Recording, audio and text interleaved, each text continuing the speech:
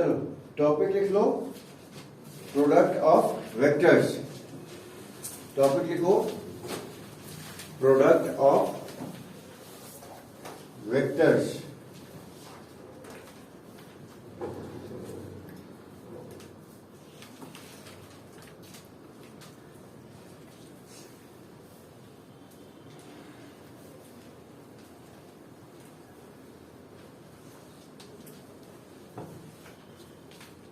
जब दो वेक्टर्स को हमको मल्टीप्लाई करना होता है आपस में, तो हम दो रूल्स में से कोई एक अप्लाई करते हैं, है ना। डिपेंड करेगा कि हमको आंसर में क्या चाहिए।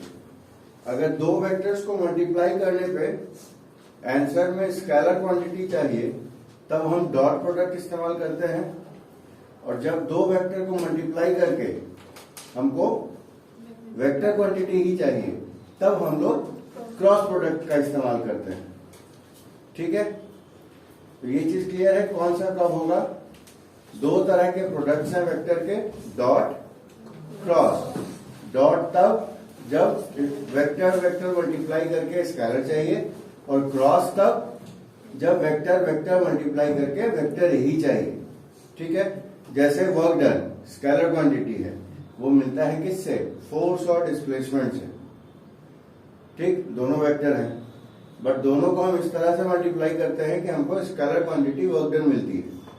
ठीक, तो वो होता है डॉट प्रोडक्ट, W = F.S, है ना। लेकिन टॉर्क R क्रॉस F होता है। R वेक्टर पोजीशन वेक्टर और F वेक्टर फोर्स वेक्टर, इनका क्रॉस मल्टीप्लीकेशन होता है। और टॉर्क जो है वो वेक्टर क्वांटिटी है, क्लॉकवाइज या एंटी क्लॉकवाइज उसका डायरेक्शन होता है। ठीक है, तो अब है कि कुछ रूल्स होते हैं।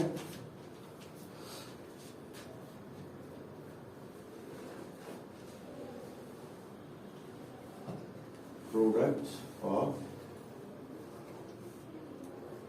वेक्टर्स।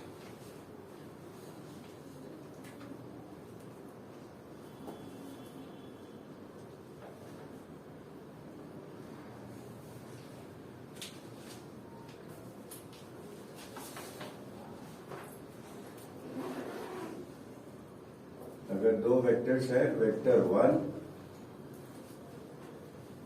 इंटू वेक्टर 2 करना है, और हमको रिजल्ट में कोई स्केलर क्वांटिटी चाहिए। और दूसरा सिचुएशन कि अगर हमको वेक्टर से वेक्टर को मल्टीप्लाई करके वेक्टर क्वांटिटी ही चाहिए, तब क्या होगा। तो इस वाले को और इस वाले को क्या क्या कहते हैं, ये हो जाएगा डॉट प्रोडक्ट,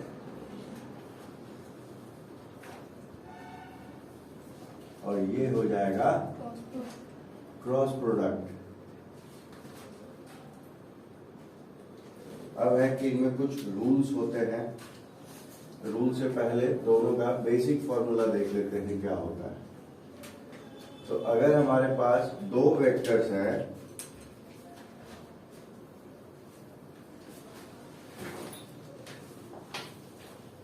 ये ए वेक्टर हो गया, ये बी वेक्टर हो गया, इनके बीच का एंगल हो गया थीटा। यहां भी वही कंडीशन,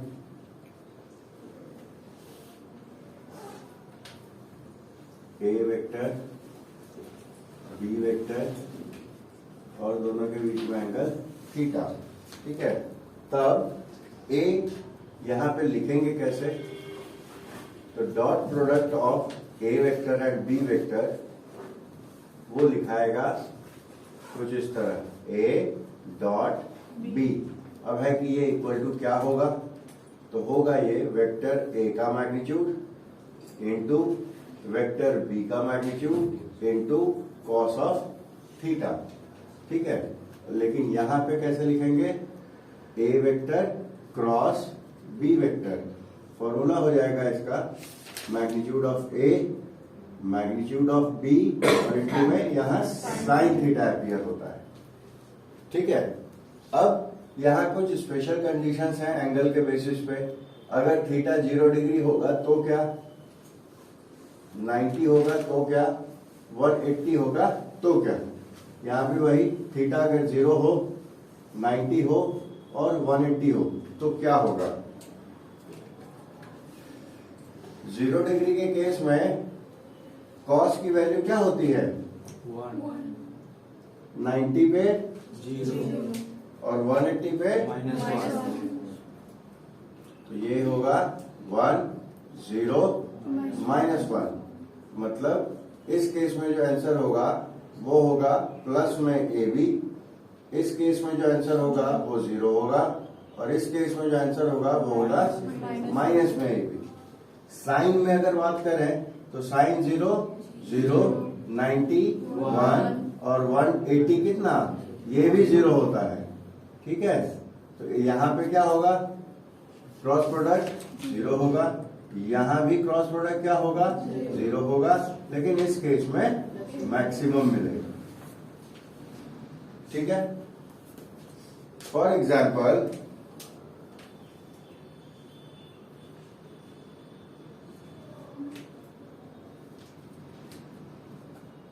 दो वेक्टर्स हैं 2i cap plus 2j cap minus k cap, B vector है 2i cap minus 2j cap plus k cap.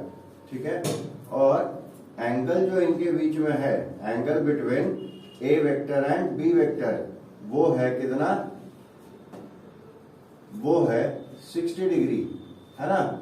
तो इस केस में हमको क्रॉस प्रोडक्ट भी बताना है और डॉट प्रोडक्ट भी। तो सबसे पहले तो हमको मैग्नीट्यूड की जरूरत पड़ेगी, तो मॉड ऑफ ए क्या हो जाएगा, 2 का स्क्वायर प्लस 2 का स्क्वायर प्लस -1 का स्क्वायर, कितना हो जाएगा 4 4 1, तो हो गया 4 4 8 और एक 9 हो गया, तो √9 कितना होगा 3।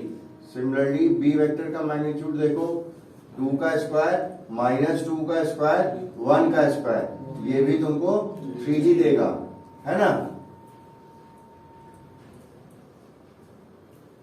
तो एक बार a डॉट बी तो क्या हो जाएगा 3 3 और cos ऑफ 60 कितना होता है, हाफ होता है, तो हो गया ये 9/2, या डेसिमल में लिखे तो 4.5, है ना।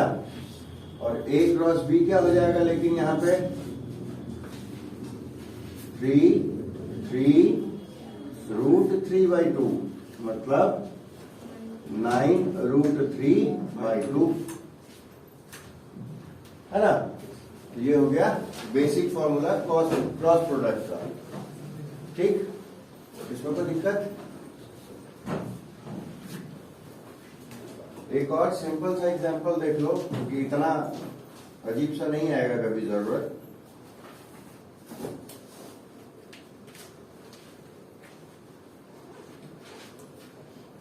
मान लो कोई वेक्टर है ई वेक्टर, कौन सा, ई वेक्टर, ठीक है, जिसकी वैल्यू दे रखी है 120।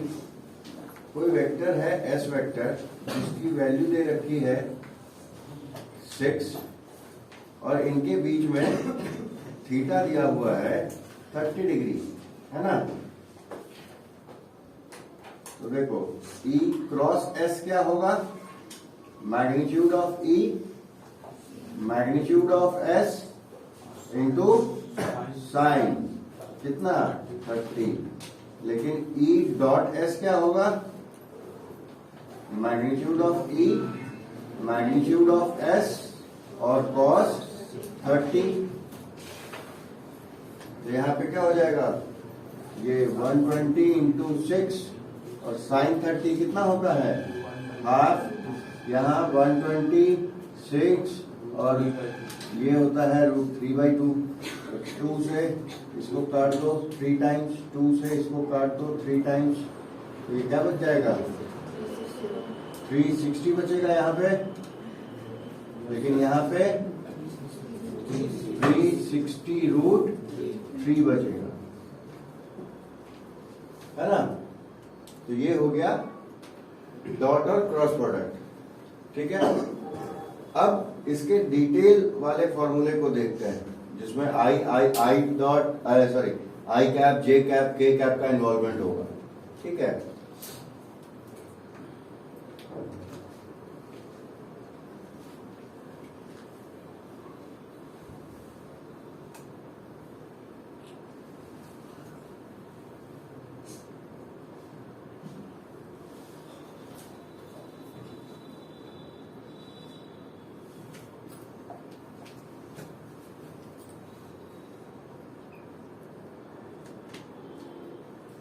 तो देखो जब यूनिट वेक्टर के टर्म्स में हम रूल्स की बात करेंगे तो I dot I, J dot J, या फिर के डॉट के,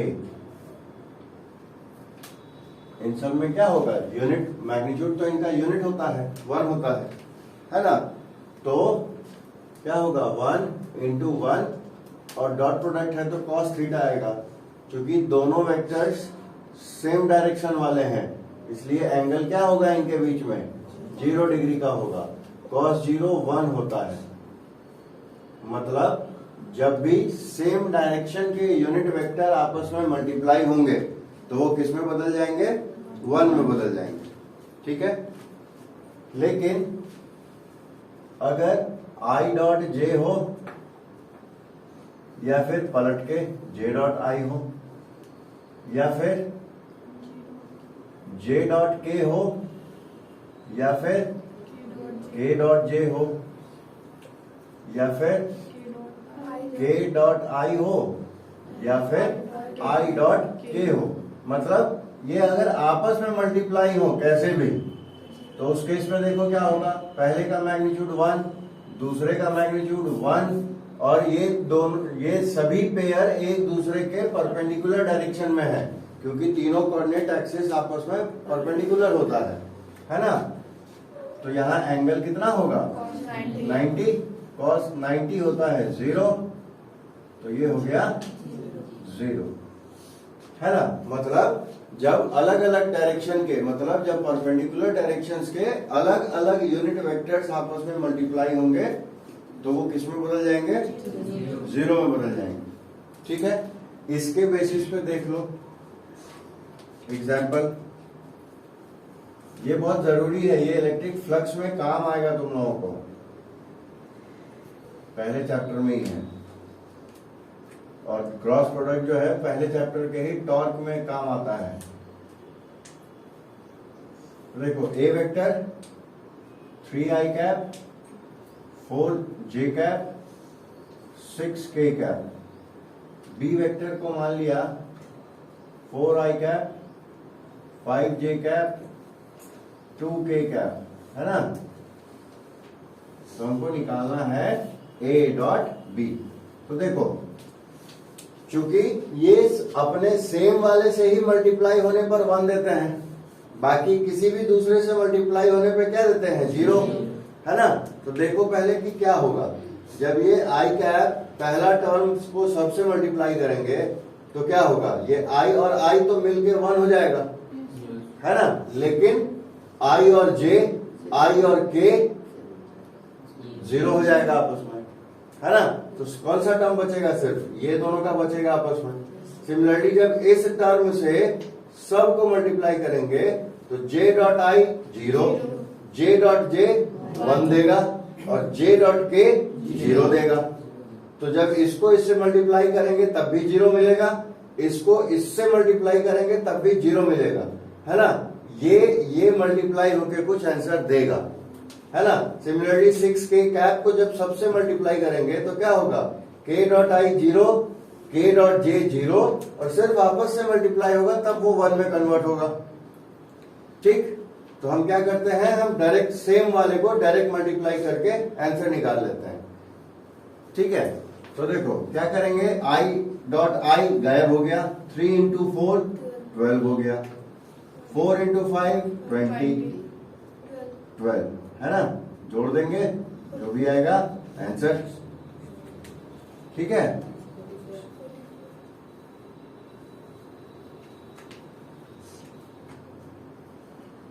एक और देख लो, 6i कैप प्लस 4 माइनस 2 और बी वेक्टर है 8i cap minus 4j cap plus 2k cap. यहां a डॉट बी क्या होगा, तो देखो क्या करना था, सेम वाले को बस मल्टीप्लाई करना है ना। और सेम वाले यूनिट वेक्टर आपस में मल्टीप्लाई होके 1 में कन्वर्ट हो जाएंगे। तो i डॉट आई खत्म, 1 हो गया, 8 और 6 48 प्लस और minus sign minus 4 4 16 minus plus minus 2 into 2 4। इसको फिर सॉल्व करके लिख देंगे, हो जाएगा आंसर। ठीक है, एक और देख लो लास्ट इसका।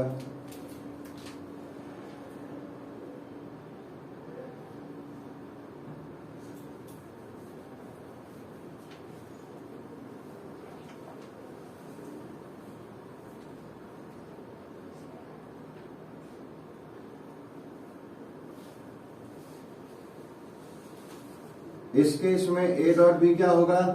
4 3 12 -4 माइनस माइनस माइनस 6 6 36 है ना? इसमें कोई दिक्कत?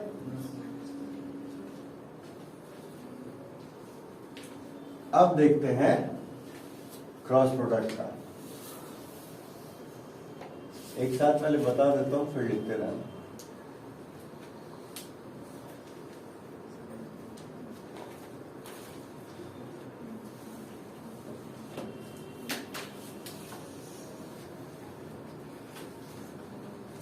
तो देखो, इसमें सीक्वेंस पे डिपेंड करेगा, क्योंकि क्रॉस प्रोडक्ट है, इसलिए जो प्रोडक्ट में मिलेगा हमको वो भी क्या मिलेगा? वेक्टर क्वांटिटी मिलेगी, है ना? तो यहां सीक्वेंस का बहुत बड़ा रोल है।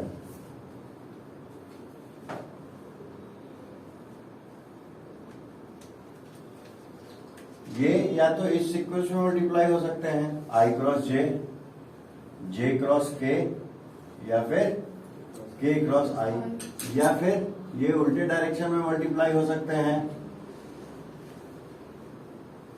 है ना? तो इस सीक्वेंस में अगर मल्टीप्लाई होंगे तो पॉजिटिव में आंसर आएगा, और इस सीक्वेंस में अगर मल्टीप्लाई होंगे एंटी क्लॉकवाइज में तो माइनस नेगेटिव में आंसर आएगा। अब देखो क्या आएगा। तो अगर I क्रॉस J करेंगे तो हमको मिलेगी तीसरी डायरेक्शन, क्या चीज? K कैप पॉजिटिव में। अगर J क्रॉस K करेंगे तो मिलेगी तीसरी डायरेक्शन I कैप, और अगर K क्रॉस I करेंगे तब हमको तीसरी डायरेक्शन पॉजिटिव में मिलेगी। लेकिन यहां देखो I क्रॉस K हो रहा है, I क्रॉस K जो है आंसर तो तीसरा डायरेक्शन देगा, लेकिन माइनस साइन के साथ। K क्रॉस J तीसरा डायरेक्शन देगा, लेकिन माइनस साइन के साथ। और यहाँ पे J क्रॉस I तीसरी डायरेक्शन देगा, लेकिन माइनस साइन के साथ। ठीक, अब है कि इसको यूज में कैसे लाएं।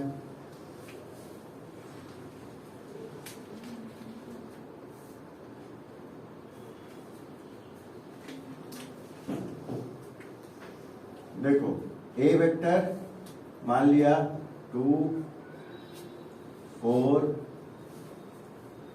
6, बी वेक्टर मान लिया 3 5 7। ठीक है, इनको आपस में क्रॉस मल्टीप्लाई करना है।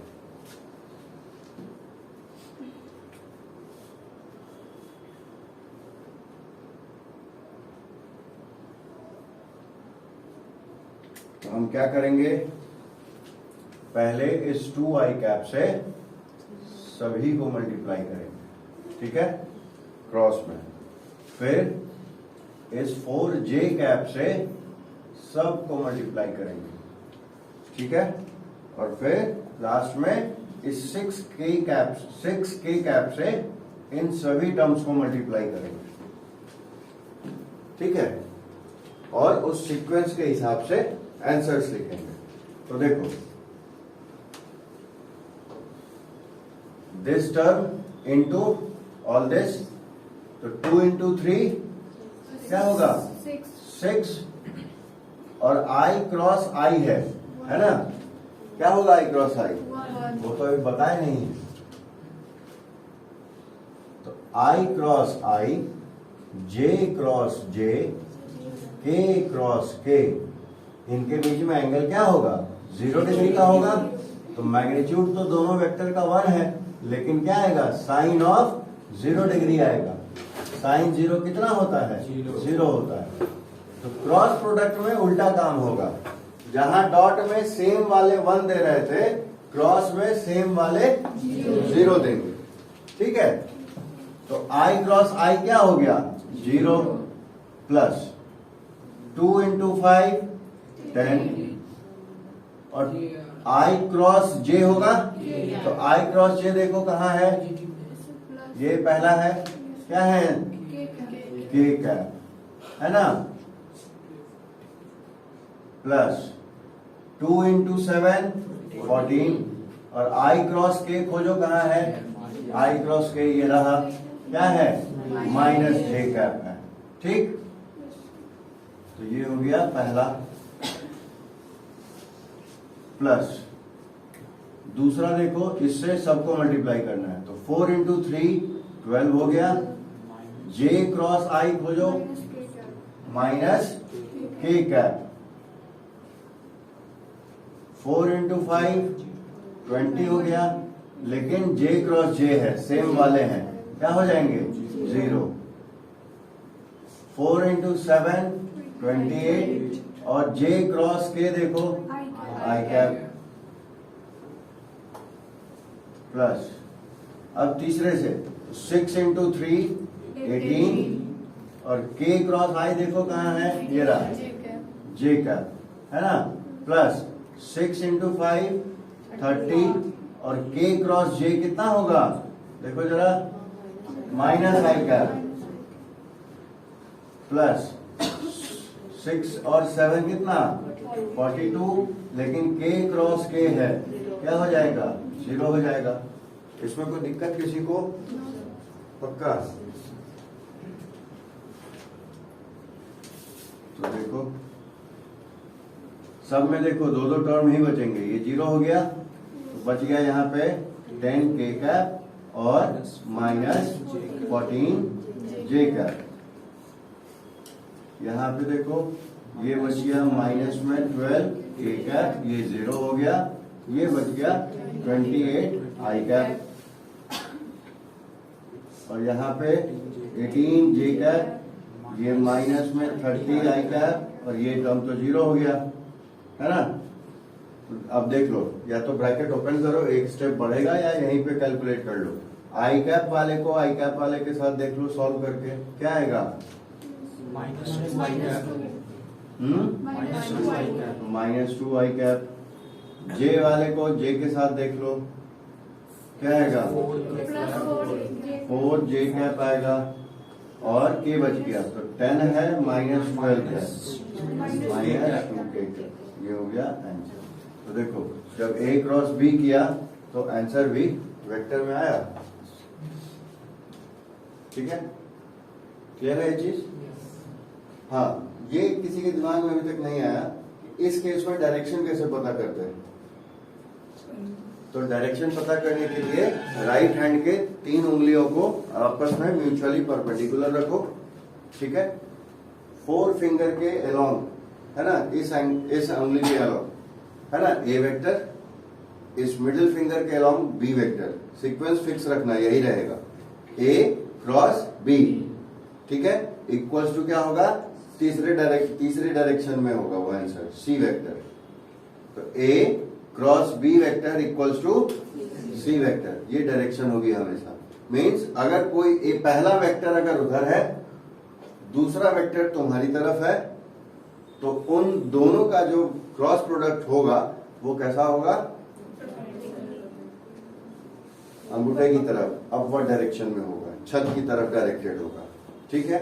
लेकिन अगर यही फिंगर्स का डायरेक्शन चेंज हो जाए इधर, तब भी इसके डायरेक्शन में कोई चेंज नहीं आ रहा है, लेकिन अब पलट दिया, पहला वेक्टर है तुम्हारी तरफ, दूसरा वेक्टर है नीचे की तरफ, तो इन दोनों का जो क्रॉस प्रोडक्ट होगा, मतलब ए वेक्टर हो गया तुम्हारी तरफ, बी वेक्टर हो गया नीचे तरफ, तो ए क्रॉस बी का डायरेक्शन क्या होगा, इस तरफ होगा, ठीक है, ध्यान रहेगा। चलो, इस कंसेप्ट में कोई दिक्कत, इस पे एक और देख लो,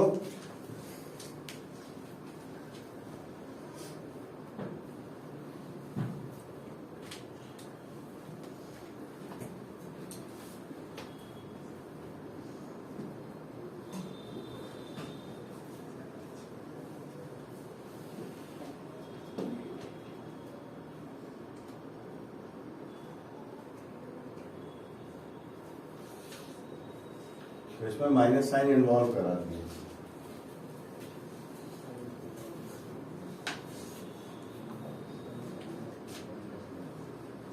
तो देखो यहां भी क्या होगा, पहले 4i से सबको मल्टीप्लाई करेंगे, है ना।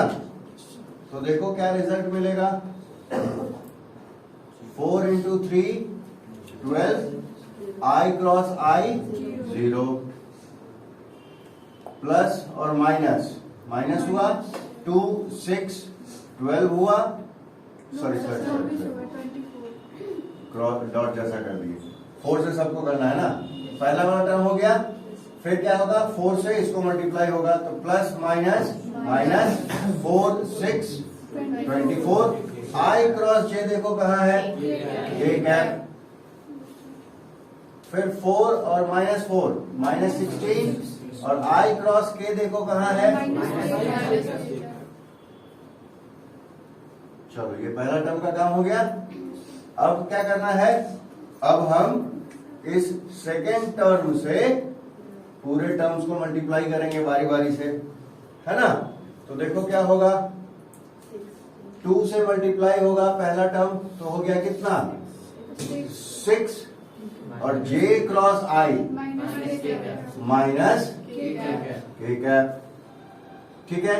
फिर 2 और ये माइनस 6, मतलब प्लस और माइनस हो गया माइनस, 2 और 6 मल्टीप्लाई हुआ तो हुआ 12, और j क्रॉस j कितना होता है, 0 होता है। फिर 2 और माइनस 4 माइनस 8 हुआ, और j क्रॉस k देखो, है ना। अब आते हैं तीसरे टर्म पे। तीसरा टर्म कौन सा, ये 3k कैप वाला, उससे सबको मल्टीप्लाई होगा, तो माइनस 3 है प्लस 3 है, माइनस 9 हुआ।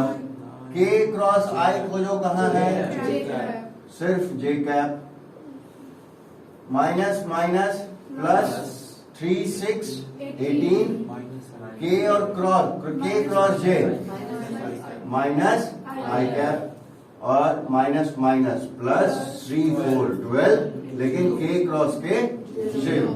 तो एक बार पहले ब्रैकेट्स ओपन कर लेते हैं, क्योंकि माइनस माइनस वाली चीजें भी हैं। पहला टर्म हो गया 0, minus 24 k cap, plus 16 j cap, minus 6 k cap, minus 0, minus 8 i cap, minus 9 j cap, minus 18 i cap, और प्लस 0, ठीक है। तो देखो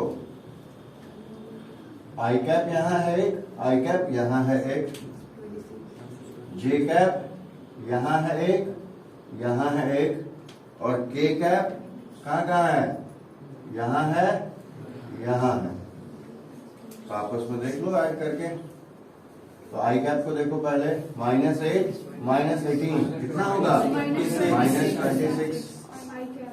उसके बाद j वाला देखो, प्लस 16 है माइनस 9 है, कितना होगा, प्लस में 7, और k वाला देख लो, माइनस 24 माइनस 6 कितना, माइनस 30। आ गया वेक्टर क्वांटिटी, ठीक। उसका जरूरत पड़ेगा पहले ही चैप्टर में, टॉर्क में, टॉर्क ऑन डाइपोल करके एक टॉपिक है, ठीक है। कोई दिक्कत किसी को, पक्का, ठीक है।